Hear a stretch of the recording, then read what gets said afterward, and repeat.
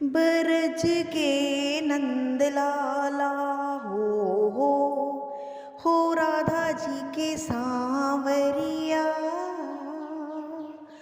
सब दुख दूर भयो जब तेरा नाम लिया, हो जब तेरा नाम लिया।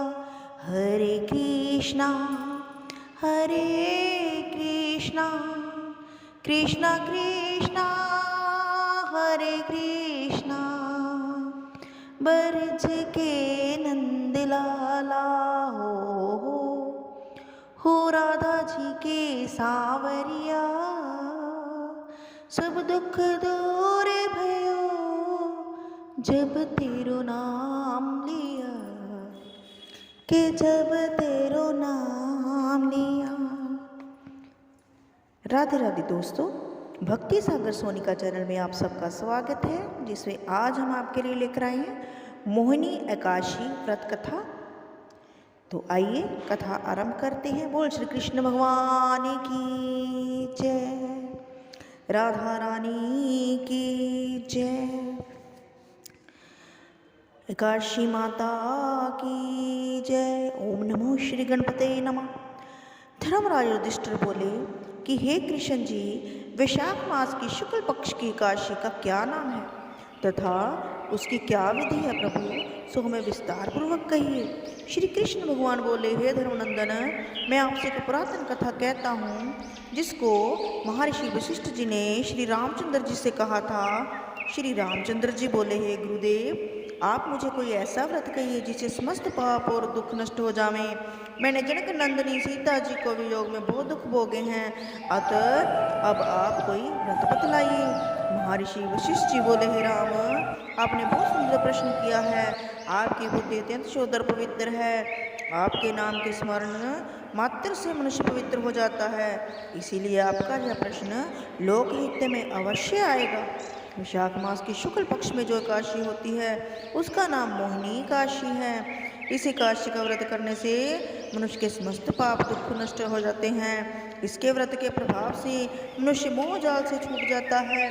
उसके व्रत के प्रभाव से अतः हे राम, इस एकादशी का व्रत दुखी मनुष्य को अवश्य ही करना चाहिए। मोहिनी एकादशी के व्रत में मनुष्य के समस्त पाप नष्ट हो जाते हैं। आप इसकी कथा को ध्यानपूर्वक सुनिए।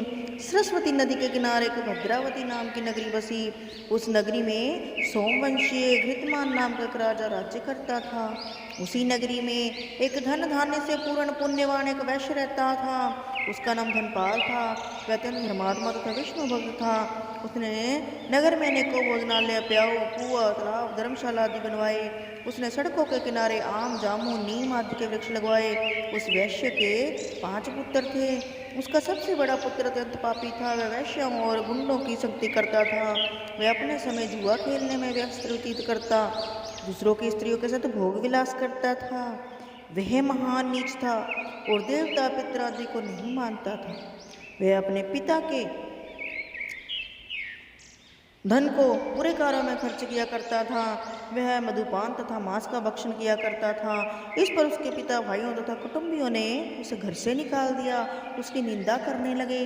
घर से बाहर निकलने के बाद वह भूषणों तथा वस्त्रों को बेचकर रहने लगा। धन नष्ट हो जाने पर वेश्याओं ने तथा गुंडों ने भी उसका साथ छोड़ दिया, क्योंकि जब तक धन होता है तब तक ही सारे साधु संगी होते हैं। अब वह भूख और प्यास से दुखी रहने लगा। तब उसने चोरी करना शुरू कर दिया। रात्रि में चोरी करने लगा। एक दिन पकड़ा गया, परंतु सिपाहियों ने वैश्य का पुत्र जानकर छोड़ दिया।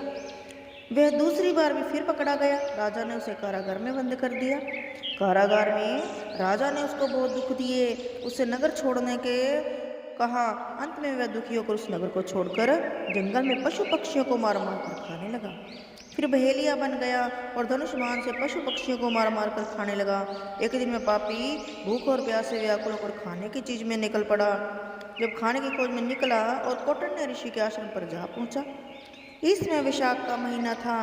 कौटन्य ऋषि गंगा स्नान करके आए थे। उनकी भीगे वस्त्रों के छींटे मात्र से इस पापी को कुछ सुबुद्धि प्राप्त हुई। वह पापी मुनि के पास जाकर हाथ जोड़कर कहने लगा कि हे मुनि, मैंने अपने जीवन में पाप किए हैं।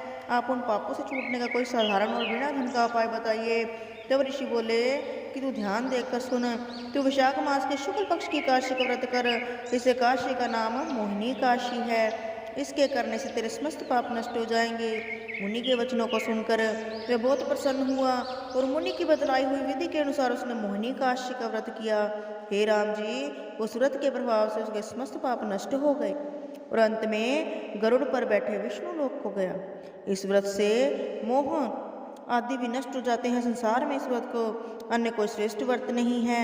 इसके महात्म्य के श्रवण व पठन से जो पुण्य होता है, जब पुण्य 1,000 गोदान के पुण्य के बराबर है। बोल श्री विष्णु भगवान की जय। बोल श्री अपनी रामचंद्र महाराज की जय। तो आपने सुना कि इस कथा को सुनने और पढ़ने से भी हमें 1,000 गोदान का पुण्य मिलता है। इसीलिए यदि हम व्रत ना भी करें तो इस कथा को पढ़ें अथवा सुने, जिससे आपको भी कुछ पद अंश पुण्य जरूर प्राप्त हो। यदि आपको हमारी कथा अच्छी लगी हो तो कमेंट बॉक्स में जय गौ माता, जय राधे कृष्ण, जय सिया राम जरूर लिखें और हमारे साथ इसी तरह से बने रहें ताकि हम आपके लिए और भी अच्छी अच्छी कथाएँ वीडियोस लेकर आते रहें। हमारा व्लॉग आ रहा है, चौथा व्लॉग, तो उसे भी ज़रूर देखिएगा, पसंद कीजिएगा, क्योंकि आपके लिए हम साथ साथ में व्लॉग भी बना रहे हैं। धीरे धीरे आपसे इंट्रोड्यूस करवा रही हूँ अपने आप को। तो पिछले व्लॉग में भी मेरे कुछ झलकियाँ आपको दिखी, हो सकता है इसमें भी दिखे। तो धन्यवाद। फेसबुक पर हमारा पेज है भक्ति सागर सोनिका, उसको फॉलो करें। इंस्टाग्राम पर मोटिवेशन सोनिका, उसको फॉलो कीजिए। जय श्री कृष्ण, जय श्री राधे।